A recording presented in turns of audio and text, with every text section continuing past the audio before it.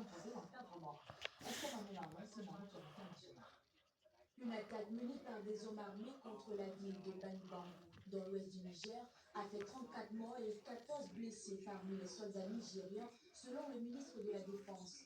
Les forces de défense ont riposté, tuant des dizaines de terroristes et ont déployé des renforts pour traquer les auteurs de l'attaque. La région de Tillabéri, où se trouve Bani Bangou, est une zone sensible en raison de la présence de groupes djihadistes liés à Al-Qaïda et à l'État islamique. Le Niger est également confronté à des attaques de Boko Haram et de sa branche dissidente dans le sud-est du pays. La Cour suprême du Mali a demandé aux partis politiques de justifier leurs dépenses financières entre juillet 2000 et mai 2025.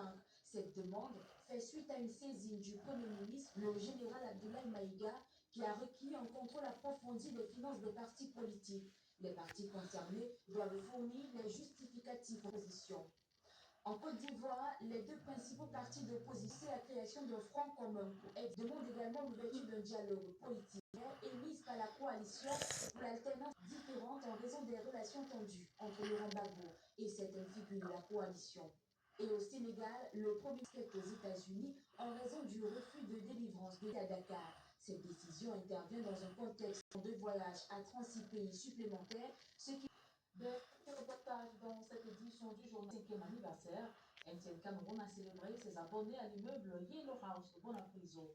Une cérémonie haute en couleur marquée par des remises de cadeaux prestigieux, dont une PlayStation 5 et une ambiance festive à la hauteur de l'événement. Regardez-vous.